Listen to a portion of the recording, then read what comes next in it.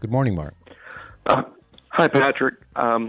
Thanks for taking my call. I'm a former Catholic, and I've been listening to your program now since, I'd say, maybe around Thanksgiving time. Well, thank you. The reason I'm calling, I really appreciate the spirit in which you conduct these conversations and debate, which are often heated and divisive. And honestly, I just wanted to say before I ask my question, I'm just calling to have an understanding. Okay. The concept of transubstantiation, okay, that you were just discussing with the previous caller. Mm-hmm. My question is, does the moral condition of the priest, the celebrant of the Mass, does that have any bearing on what is actually happening? In other words, if you have a priest who is practicing,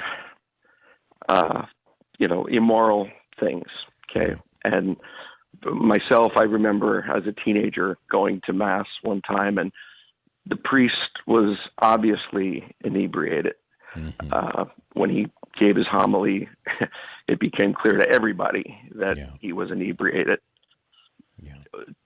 Did the Mass, was the Mass, I guess, affected? Was the transubstantiation, was that affected in your way of thinking? Was it affected by that, or does it go?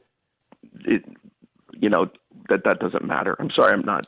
No, I understand. It's clear, but I understand the point you're making. And it's a good question. I can tell you that the validity of the Mass is not dependent upon the personal holiness or sinfulness of the priest who's celebrating the Mass.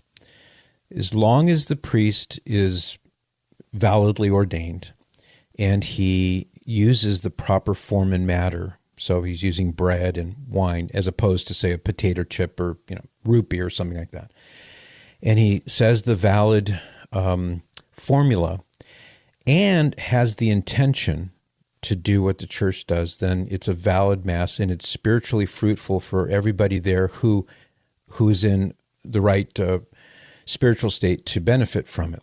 Now, for him as a priest, let's say that he is in the state of mortal sin. Drunkenness would be an example, and who knows what other things may have been going on in his life.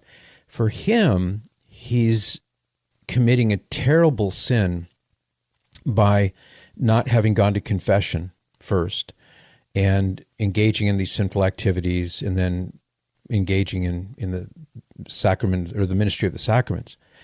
But that has no bearing on the validity of the sacraments itself, nor does it have any effect in a negative sense on the people there who are benefiting from the Mass. So it's a terrible situation for him, but the power of Jesus Christ working in the sacrament is what makes it valid and what brings the spiritual benefit to the people who are at the Mass. Does that answer your question? Yeah, I believe it does. Can't say that I necessarily would say I understand that or agree with that. I think primarily the reason I left the Catholic Church was because of the hypocrisy that I saw in many of the leaders. I went through 12 years of Catholic schooling. Sure. Mm-hmm. Did anything ever happen when you were young? Anything ever happened to you directly? No, nothing actually. Nothing in the sexual abuse department. That's but a relief. I will say I'm happy to hear that. Yeah. But I would say in the mental abuse, going to school every day, I went in fear because of the corporal punishment that went on. To this day, I don't like to think about it. Seeing, I don't want to, get into the description, but just both priests and nuns physically hitting the children, hitting hitting children. I have a vivid memory of a nun grabbing a student by the hair and pulling him into the blackboard, into the slate blackboard. Terrible. She took him out of the room, took him down to the principal, came back into the classroom and told us that we would never, well, see, he pushed her first. And she took him by the hair and she slammed him into the blackboard. She took him out of the room, took him down to the principal and said, when she came back to us, you'll never see him again, and his hands will rot in hell forever. And you were how old when that happened? 6th grade. Yeah. There's no excuse for that. Absolutely no excuse whatsoever. Not only the verbal abuse, but also that kind of physical abuse. I recall, Mark, just as long as we're talking about this, when I was 6 or 7, I was, for a short time, I went to a Catholic grammar school. I think my parents were in between moves or something like that.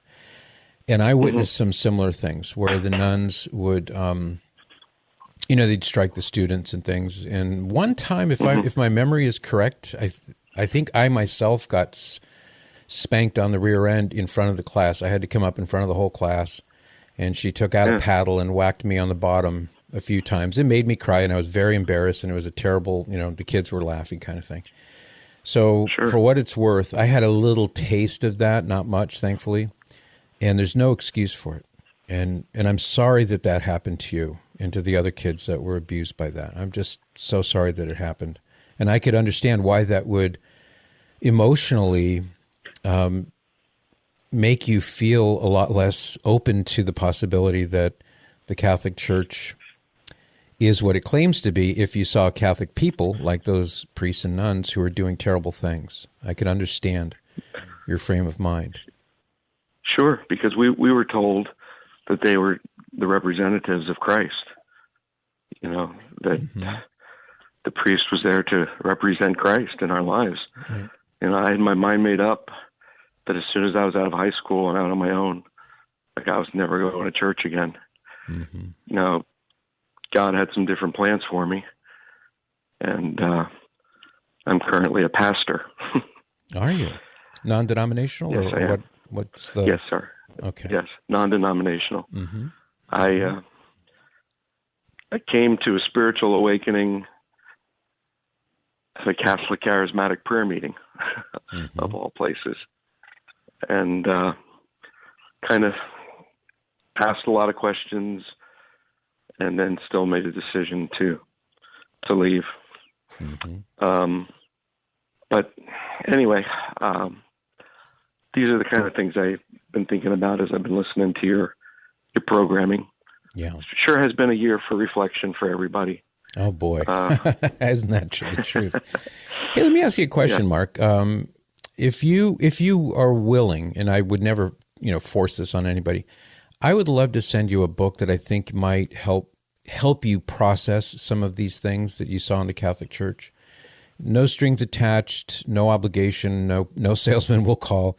But if you want it, I'll be happy to send it with my compliments. And just stay on the line, and one of our call screeners will pick up and get whatever mailing address you want me to send it to. And I'd be happy to just send that to you for your further consideration. Yeah, I'd be happy to receive it. Yep. Okay, wonderful. Thank you very much. Well, you're welcome. And I'm here, Mark. I'm a friendly, so please never hesitate. If you ever want to call and, just go through other things, I'm happy to do that. I would like it an awful lot.